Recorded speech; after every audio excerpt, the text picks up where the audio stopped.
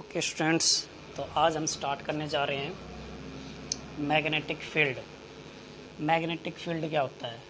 It is the space around a magnet और current carrying conductor in which its magnetic effect can be felt. Magnetic field जो होता है किसी magnet के चारों तरफ का स्पेस और करंट कैरिंग कंडक्टर के चारों तरफ का स्पेस, जिस पे हम मैग्नेटिक इफेक्ट को महसूस कर सकते हैं। मतलब ये एक मैग्नेट हो गया ऐसे, और इसके चारों तरफ का स्पेस, जिस पे हम क्या कर सकते हैं, मैग्नेटिक इफेक्ट को यहाँ पर इसके चारों तरफ के स्पेस जो है यहाँ पर हम मैग्नेटिक इफेक्ट को क्या कर सकते हैं, महसूस कर सकते हैं। कि जब हम दूसरे मैग्नेट को यहाँ पर लेके आएंगे तो वो मैग्नेटिक फील्ड का जो स्पेस यहाँ पर है, ये डॉटेड लाइन में, यहाँ पर हम उसके मैग्नेटिक इफेक्ट को महसूस कर सकते हैं। ओके, और नेक्स्ट जो हमारे पास है वो है magnetic field lines. Magnetic field lines क्या होती है? It is an imaginary lines the tangent draw at any point gives the direction of magnetic field at that point. मतलब ये होगा कि मैग्नेटिक फील्ड लाइंस क्या होती है? मैग्नेटिक फील्ड लाइंस एक तरह से इमेजिनरी लाइंस होती है। अगर हम किसी भी पॉइंट पे टेंजेंट ड्रा करते हैं तो मैग्नेटिक फील्ड की डायरेक्शन को शो करेगा। ओके, कैसे करेगा? देखिए, यहाँ से हम कंसिडर करते हैं कि जैसे हमारे पास ये एक लाइन है, इमेजिनरी लाइन, ठीक है, ए बी। अगर हम यहाँ पर कोई टेंजेंट ड्रा करते हैं ऐसे इस पॉइंट के ऊपर, तो ये जो डायरेक्शन है यहाँ पर, ये जो एरो का निशान है, ये किसकी डायरेक्शन को देगी? मैग्नेटिक फील्ड की डायरेक्शन को शो करेगी। ओके, इसकी प्रॉपर्टीज़ क्या क्या होती हैं? प्रॉपर्टीज़, पहली प्रॉपर्टीज़ ये होती है कि जो मैग्नेटिक फील्ड लाइंस होती है वो क्या बनाती हैं? एक लूप बनाती हैं।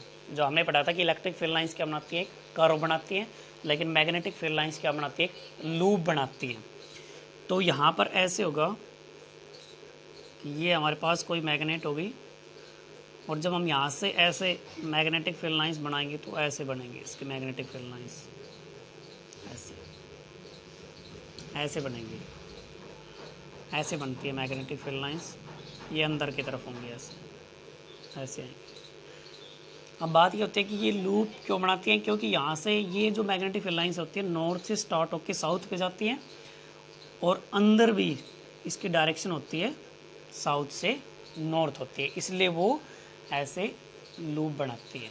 ओके, नेक्स्ट पॉइंट, जो मैग्नेटिक फील्ड लाइंस होती है, अगर हम किसी भी लाइन के ऊपर टेंजेंट ड्रा करते हैं तो वो मैग्नेटिक फील्ड की डायरेक्शन को शो करता है। वो उसका सेकंड पॉइंट होगा जो हमने आपको बताया था यहाँ पर ऐसे। तो ये मैग्नेटिक फील्ड की डायरेक्शन को शो कर रहा है। ओके, नेक्स्ट पॉइंट आपका ये होगा कि जो मैग्नेटिक फील्ड लाइंस, यानी जब हम बात करते हैं कि आउटसाइड ऑफ मैग्नेट के आउटसाइड जब होगी तो जो उसकी डायरेक्शन कैसी होगी? नॉर्थ टू साउथ डायरेक्शन होगी, ऐसे नॉर्थ से साउथ ऐसे बनेगी। ओके, ये डायरेक्शन होगी इसकी। और जब हम इनसाइड बात करते हैं, नेक्स्ट पॉइंट, जब हम इनसाइड बात करते हैं, इनसाइड ऑफ मैग्नेट, तो वहाँ पर जो डायरेक्शन होगी वो साउथ टू नॉर्थ होगी। तो यहाँ पर डायरेक्शन कैसी होगी? ऐसे अंदर की तरफ, इसलिए वो ऐसे नॉर्थ से साउथ और साउथ से नॉर्थ, इसलिए वो लूप भी बनाती है। ओके, नेक्स्ट पॉइंट हमारे पास ये होगा कि जो मैग्नेटिक फील्ड लाइंस होती है कभी भी एक दूसरे को इंटरसेक्ट नहीं करती है। अगर वो काटेंगी तो वहाँ पर उसकी दो डायरेक्शन होगी जो कभी भी पॉसिबल नहीं होती हैं।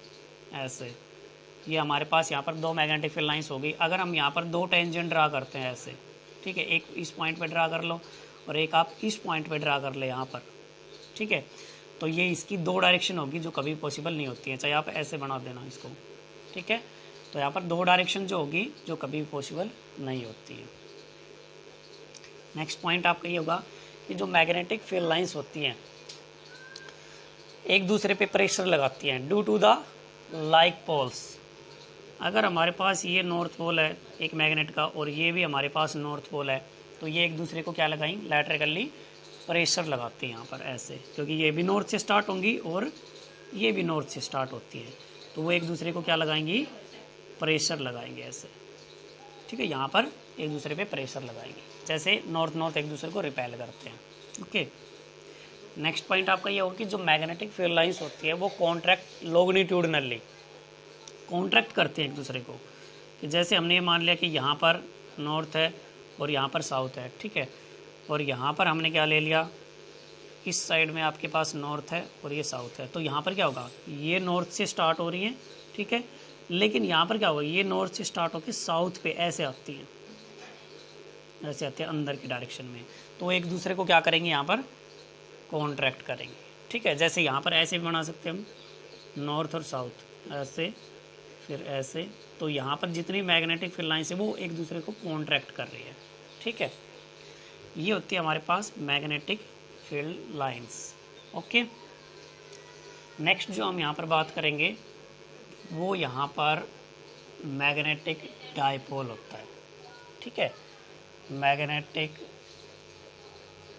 डाइपोल, मैग्नेटिक डाइपोल क्या होता है, तो यहाँ पर बात ये होगी कि जो मैग्नेटिक डाइपोल होगा हमारा। ओके, तो नेक्स्ट हमारा जो टॉपिक है वो है मैग्नेटिक डाइपोल। मैग्नेटिक डाइपोल क्या होता है, it consist of two unlike pole of equal strength separated by a small distance. यानी हमारे पास दो अनलाइक पोल्स होते हैं, स्ट्रेंथ बराबर होती है और उसको जब सेपरेट करते हैं स्मॉल डिस्टेंस पे, तो वो क्या बनता है, मैग्नेटिक डाइपोल।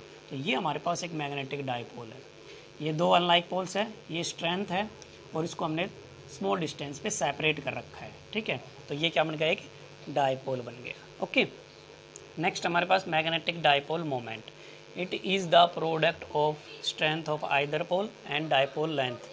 तो ये क्या होती है हमारे पास, product of strength of either pole and dipole length, तो इसको हम डिनोट करते हैं एम से।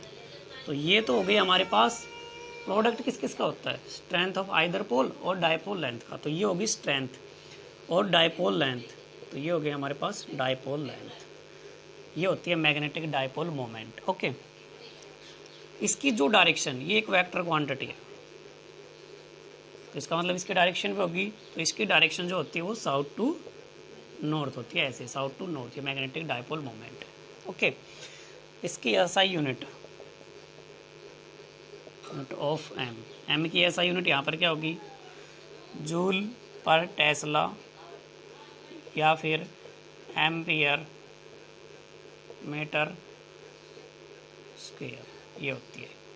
ये जो होती है ना स्मॉल एम, इसकी जो यूनिट होती है वो एम्पियर मीटर होती है, तो टोटल यहाँ पर जो एम होगी उसकी यूनिट होगी एम्पियर मीटर स्क्वायर, क्योंकि यहाँ पर इसकी भी मीटर हो जाएगी, तो एम्पियर मीटर स्क्वायर हो जाएगी। ओके, तो ये हमारे पास था मैग्नेटिक डाइपोल मोमेंट।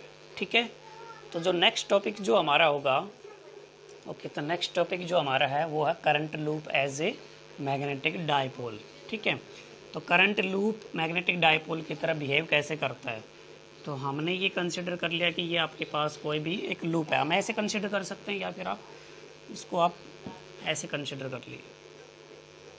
ठीक है, ऐसे, और एक यहाँ पर कोई भी एक डॉटेड लाइन ऐसे हमने कर दी, तो जैसे जो करंट मूव करता है, कोई भी हमारे पास करंट लूप है तो हमने ऐसे कंसिडर कर लिया। मान लो कि जो आपका करंट है वो ऐसे मूव कर रहा है, ठीक है, ऐसे मूव कर रहा है, तो इसका मतलब जो इलेक्ट्रॉन होंगे वो कैसे मूव करेंगे, उल्टी डायरेक्शन में मूव करेंगे, तो इलेक्ट्रॉन है वो ऐसे मूव कर रहे हैं। ठीक है, ये हमारे पास एक करंट लूप है, एन कैप यहाँ पर यूनिट वेक्टर है और एम यहाँ पर उसकी मैग्नेटिक डाइपोल मोमेंट होगा।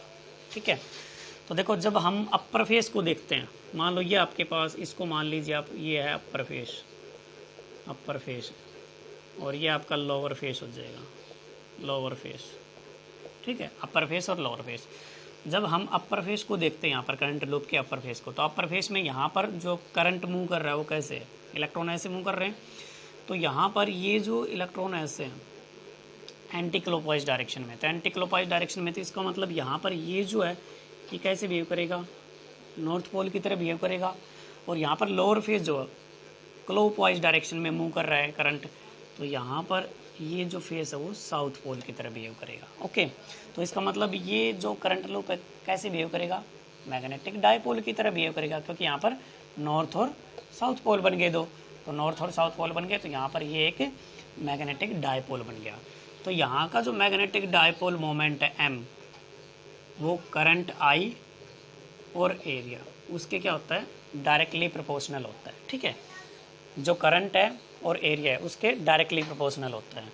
तो यहाँ इन दोनों को कंबाइन करेंगे तो ये बन जाएगा आपके पास करंट और एरिया दोनों डायरेक्टली प्रोपोर्शनल। इसको हटाने के लिए यहाँ पर कॉन्स्टेंट लिखते हैं हम, तो ये हो जाएगा आपके पास यहाँ पर KIA।